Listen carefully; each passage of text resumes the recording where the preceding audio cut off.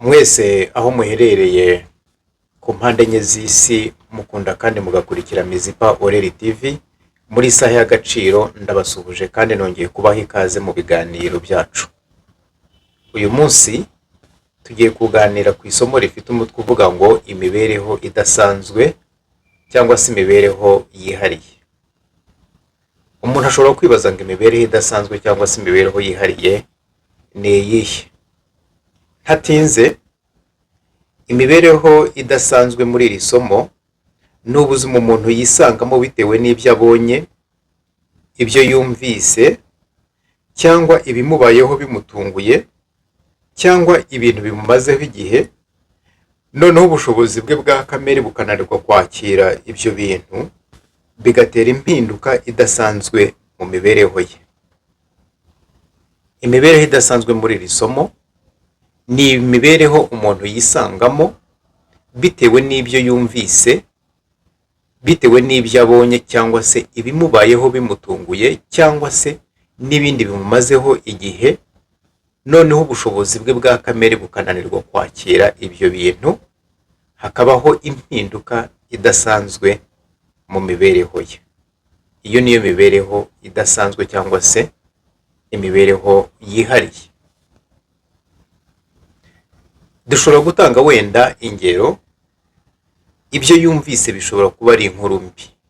Inkuru mbi ntabwo nakwirirwa nyitindaho, kuko buri muntu wese ikintu kimubera kibi cyangwa se inkuru akumva ni mbi, ikagira impinduka mu buzima bwe, ngira ngo arumva iyo ariyo. Ahari ushobora kumva umuntu wakundaga apfuye, bitunguranye wenda agakoza impanuka, cyangwa se ibicuruzwa byawe byari mu mazi byarohamye, cyangwa se ubutunzi bwawe bwari buribwe cyangwa se burahiye. Iyo ni inkuru mbi ishobora gutuma imibereho yawe isanzwe ihinduka, ubushobozi bwawe bwa kamere igihe bwa bunaniwe kubyakira. Noneho ibyo umuntu abonye, ashobora kubona impanuka iba, cyangwa se akabona nk'inkongi y'umuriro yangiza ibintu. Ishobora kuba inzu, ishobora kuba iduka, ishobora kuba, noneho wenda akaba afite n'ahantu ahuriye nabyo. Ibyo bintu arimo kubona, cyangwa ibyo bintu arimo kubona, ubushobozi bwe bwa kamere, imitekerereze, ubwonko bwe bikananirwa kubyakira, noneho muri we hakabamo impinduka. Ikindi kintu cya gatatu, wenda twavuga nk'ibintu bishobora kuba byaba ku muntu. Birumvikana, bishobora kuba impanuka, bishobora kuba gutereranwa mu buryo bumwe cyangwa ubundi, cyangwa se gutenguhwa n'abantu wakundaga, cyangwa se abantu wari ufitemo icyizere, cyangwa se abantu bari bafite icyo basobanuye ku buzima bwawe, ukabona baragutengushye, noneho ubushobozi bwawe bwa kamere bukananirwa kwakira icyo kintu kikubayeho, noneho impinduka ibayeho. Nicyo nise imibereho idasanzwe cyangwa se imibereho yihariye, kubera yuko ubwo ni ubuzima cyangwa se ni ubuzima cyangwa se ni imimerere, ni imibereho y'uwo muntu byabayeho, ubyumva wenyine, akabyikorera wenyine. Ushobora kubyumva nabwo kuri pourcentage nkeya ni umuntu nawe waba warigize kunyura mu nzira nk'iyo ngiyo, niwe wabasha kumva ibyo arimo kumva. Ariko muri make, icyo kirimo kumubaho, ibyo ngibyo arimo kumva, ibyo yabonye, ibyo byamubayeho bikagira impinduka, niwe wenyine ubyumva, biba byihariye kuri we. Niyo mpamvu navuze ngo imibereho idasanzwe cyangwa se imibereho yihariye. Hari ibimenyetso bishobora kugaragaza iyo mibereho idasanzwe cyangwa se iyo mibereho yihariye, cyangwa se umuntu urimo kunyura muri iyo mibereho yihariye, iyo mibereho idasanzwe. Hari ibimenyetso ushobora kumuboneraho, cyangwa se nawe ubwe ibimenyetso ashobora kuba yakibonaho, akavuga ati ibintu ndimo kunyuramo ntabwo bisanzwe. Yego, muri we ababyumva ko bidasanzwe, rwose ababyumva. Hari n'igihe bitinda kugaragara, ariko muri we abyumva ko hari ibintu bidasanzwe byabaye, cyangwa se habayemo impinduka. Hari ibimenyetso rero wenda abantu bashobora kuba bahuriraho, ndavuga bikeya, ariko abantu bashobora guhurira ku bimenyetso, kubera yuko abantu ntabwo twakira ibintu kimwe, nta nubwo dutanga nta nubwo tubyitwaramo kimwe, kuko n'ingaruka zabyo ingaruka zabyo ntabwo tuzinyuramo kimwe nubwo ziba zatugezeho mu buryo bumwe cyangwa se ubundi. Rero ibimenyetso by'iyi mibereho idasanzwe cyangwa se imibereho yihariye, hari ukugira ubwoba, hari ukubura ibitotsi, hari ukurota inzozi mbi rimwe na rimwe unashikagurika, niba ari nk'ibintu wabonye ukabirota bikongera bikagaruka bigasa nkaho urimo kubibona, none ugashiduka bisa nkaho byari bikubayeho, ukagira ubwoba ukabitinya. Urugero, niba warabonye nk'imodoka igonga umuntu, wenda mwari kumwe cyangwa se yari hafi yawe, igihe cyose wajya ubona imodoka ukikanga ukagira ngo wenda igiye kukugonga, n'ibindi byaba bisa nk'ibyo ngibyo. Gishobora kuba ari igiti cyagwiriye umuntu, ashobora kuba ari umuntu wagiye mu mazi akarohama, wenda agiye nko muri pisine cyangwa se n'ahandi, ashobora kuba, mbega ibintu bimeze nka gutyo buri muntu wese ashobora kuba yavugaho bitewe n'uburyo abyumva cyangwa se n'uburyo abizi. Rero ashobora no kubura apeti, agatangira kurobanura ibiryo, ndetse n'ibyo abonye ntabirye abikunze, kubera yuko hari imyivumbagatanyo yabaye mu mitekerereze no mu marangamutima ye, bityo bituma noneho n'umubiri wivumbura, ntiyongera gukunda ibiryo cyangwa se ntiyongera kurya nk'uko byari bisanzwe. Rero kubura apeti no gutangira kuvangura ibiryo bimwe na bimwe, nacyo ni ikindi kimenyetso cy'iyo mibereho yihariye cyangwa se imibereho idasanzwe.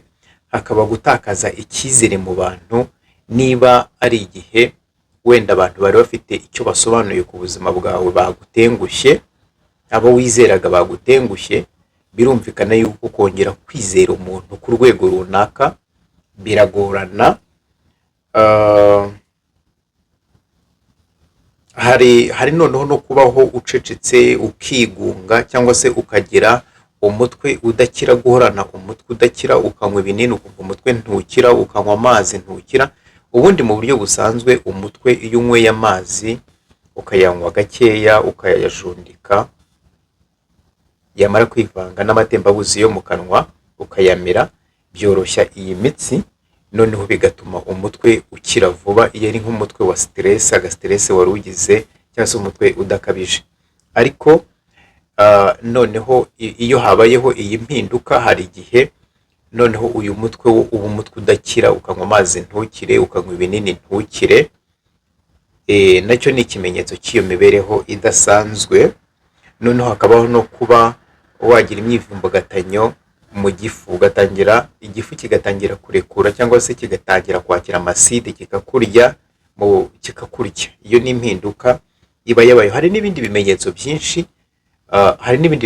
byinshi, ariko wenda nk'ibi ngibi abantu bakunda kubihuriraho, nko guceceka. Rero guceceka, muzabona abantu benshi bakunda kuba bacecetse, kandi wenda kera barigize kuba ari abantu basabana, ari abantu bavuga, ariko ugasanga ibyabo barabicecetse, bahisemo kubaho bicecekeye, bahitamo kubaho basa nk'ari bonyine, bakora ibintu bya bonyine, noneho bakaba banakisanga bari mu bwigunge, ari abantu bigunze, ari abantu bafite irungu, kubera ko batakaje icyizere n'ibyabo kubivuga. Ubona nta mpamvu zo kubivuga kuko ntawo kubiganira nyine bafite. Rero hirya y'ibi bimenyetso, iyo umuntu atinze aha hantu muri iyi nzira cyangwa se muri ubu buzima cyangwa se muri iyi mibereho, iyo umuntu abitinzemo ntagaruke vuba mu buzima bwari busanzwe, bibyara igikomere, ndetse bikaba byanakurura indwara zidakira cyangwa se zigoranye kuvura, nk'igifu cyangwa se umuvuduko w'amaraso, umutwe n'ibindi. Iyo umuntu atinze aha hantu, iyo umuntu atinze muri ibi bintu, agakunda guceceka, akava mu bantu, agatangira kuba muri solitaire, akahatinda, ibi bintu akabitindana, bibyara igikomere, bibyara igikomere, noneho bikaba byanakurura ahubwo noneho n'indwara zigoranye kuvura cyangwa se zigorana gukira, nk'igifu, umuvuduko w'amaraso, amaraso ashobora kumanuka cyangwa se akajya hejuru umuvuduko wayo, ah, cyangwa se n'umutwe. Hari n'ubwo noneho n'umuntu ababara mu ngingo kubera yuko iyo imitekerereze cyangwa se ubwonko, reka nkoreshe ngo bwivumbuye, iyo hari icyawuderanje bukaba butarimo gukora neza, hari igihe nyine umubiri wivumbura ibimenyetso ukagenda ubyumva ahantu hagiye hatandukanye. Rero iyo umuntu ahatinze haba hashobora kuvuka n'ibindi bibazo bitandukanye, kandi impamvu zo kuhatinda zo ziratandukanye, zishobora kuba nyinshi. Impamvu zo kuhatinda birumvikana rwose zishobora kuba nyinshi. Niba ari umuntu watakaje icyizere agatinda kubona umuntu yakizera ngo baganire, niba ari ibintu yahombye agatinda kubona ibindi, cyangwa se kubona inzira yanyuramo kugira ngo abashe kubigeraho, niba ari abantu bamutereranye, niba arimo gufiringa rejection, arimo kumva gutabwa, yaratawe, afite ukuntu yatawe, cyangwa se afite ukuntu apfobywa, afite ukuntu adahabwa agaciro, iyo atinze muri ibyo bintu bibyara igikomere, none icyo gikomere kikaba cyatuma noneho havuka n'izindi ndwara zitandukanye mu buzima, no kuvura ushobora gusanga byagorana. Wenda reka dufate urugero nko guceceka, wenda nk'ikimenyetso cyo guceceka tukivugeho, kuko abantu benshi bakunda kuba bacecetse batavuga ibintu byabo, kandi ntabwo ari abantu benshi bafite imbaraga zo guhangana no guceceka cyangwa se kubaho bacecetse ngo babashe no kubaho bafite amahoro. Hari abantu nyine bisanga bakavuka bakisanga ari uko nguko bameze bacecetse, ariko hari n'abaceceka nyuma. Reka tuvuge cyane rero noneho ku bantu baba bahuye n'impamvu zituma baceceka nyuma. Burya rero icyo nababwira, ibanga ntabamenera, nuko umuntu iyo acecetse burya akenshi ntabwo bivuze ngo ntabwo avuga. Hari igihe aba afite urusaku rwinshi muri we, ameze nk'uruganda rw'ibyuma, muri we harimo urusaku rwinshi, kubera ko ibyo atabasha kuganira n'abandi we aba arimo kubyiganiriza, kandi rwose ku rwego rwo hejuru. Hari igihe ushobora gusanga arimo kuvuza induru muri we, haba harimo ibintu byinshi. Rero nubona umuntu acecetse inshuro nyinshi cyangwa se akenshi, ntuzagire ngo burya aracecetse ntavuga, aba bifite urusaku rwinshi muri we, aba yifitemo urusaku rwose rw'amajwi menshi. Urwo rusaku rubyara intambara z'imbere mu marangamutima ye n'imitekerereze. Urwo rusaku ruba rumuri we ruzamura intambara cyangwa se rubyara intambara mu mitekerereze ye n'amarangamutima ye, noneho ako kavuyo kose gatuma ibyari impinduka bihinduka umuhangayiko, noneho umuhangayiko ukabyara ibikomere. Urwo rusaku, ayo majwi yose yumva, ahahise hongera hakagaruka bya bindi byabaye, bya bindi yumvise, bya bindi yabonye, ibi byose bigahurira muri we, kandi ntabwo afite nawe ahantu ari buze kubisohorera yizeye, kugira ngo byibura abashe kubaho aruhutse. Urwo rusaku rero hari igihe rubyara intambara mu marangamutima ye, bikaba noneho byanakurura ibikomere, noneho ibyo bikomere nabyo cyangwa se bikaba byazamura umuhangayiko nawo ukabyara ibikomere. Icyo gikomere rero nacyo nicyo kijya kibyara za ndwara nyine zidakira, gikurura indwara zidakira, bya bifu, wa muvuduko, wa mutwe, n'ibindi n'ibindi. Ibyo bikomere rero nabyo bigira intambara zabyo. Iyo umuntu yakomeretse nabwo bigira intambara. Gukomereka, kugira igikomere cy'umutima, nabyo ni indi ntambara. Ibikomere bigira intambara zabyo, noneho bica n'intege. Izo ntambara zica intege imikorere y'umubiri, ari nabyo bishobora gutuma umuntu atabasha kurya, umubiri ukabura ibiwutunga, umubiri ukabura ibiwubaka, ibiwurinda, ibiwutera imbaraga, noneho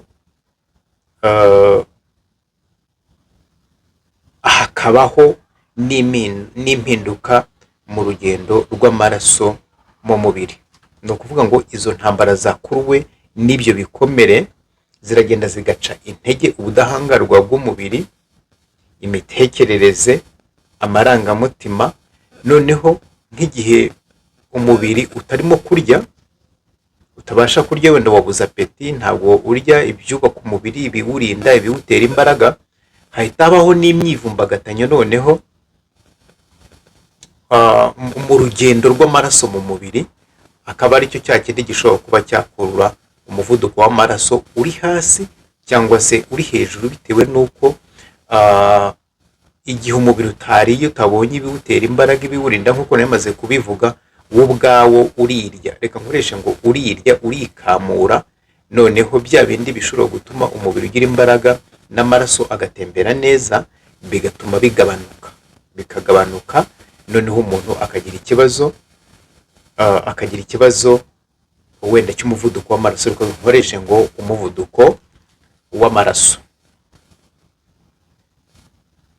Icyo gihe rero uba ushobora kujya kwa muganga bakabura indwara kandi urembye, cyangwa se banayibona imiti yayo ntikuvure. Muri icyo gihe bimeze gutyo kubera yuko izo ndwara, ibyo bintu biba biri mu mitekerereze cyangwa se psychologique. Ibi ni ibintu reka nkoreshe ngo ni ibintu biri mu marangamutima, ni ibintu biri mu mitekerereze, ni ibintu bidafatika kandi byatanze ibimenyetso bisa nkaho bifatika. Indwara reka nkoreshe ngo zirafatika.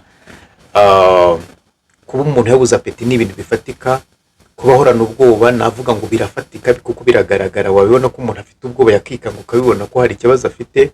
Umuntu yabura ibitotsi bikagaragara.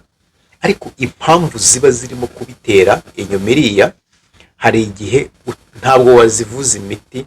Akenshi biba bisaba ko nyine umuntu abona umuganiriza akamwumva, noneho bakagendana muri urwo rugendo. Rero hari igihe nk'umuntu iyo yagize ikibazo cy'igifu, ikibazo cy'umutwe, cyangwa se ikibazo cy'umuvuduko w'amaraso bikomotse aho ngaho, hari igihe n'imiti, hari igihe ajya kwa muganga bagakora ibizami byose, indwara ikabura, kandi mu bigaragara uwo muntu arembye. Niyo indwara bayibonye, tuvuge babonye ko ari umuvuduko w'amaraso wenda, cyangwa se ni igifu urugero, niyo bamuhaye imiti, iyo miti nta kintu imumarira, kubera yuko baba barimo kuvura ibintu bisa nkaho bifatika, ariko kandi biri mu mitekerereze. Ahari birashoboka ko ibi bintu mvuze waba uzi umuntu birimo kubaho, cyangwa se nawe bikaba bikubaho. None umuntu ashobora kuba yakibaza ngo ni gute umuntu yacecekesha ako kavuyo kari mu mitekerereze, cyangwa se ako kavuyo kari mu marangamutima y'umuntu, cyangwa se uyu muntu yahabwa ubufasha bumeze gute. Reka nze mbivuge mu gice cya kabiri kugira ngo bitaza kuba video ndende ikabatindira. Ndaje ngaruke mu gice cya kabiri, noneho mvuge uburyo umuntu yacecekesha amajwi cyangwa se urusaku ruri muri we. Imana ibaha umugisha.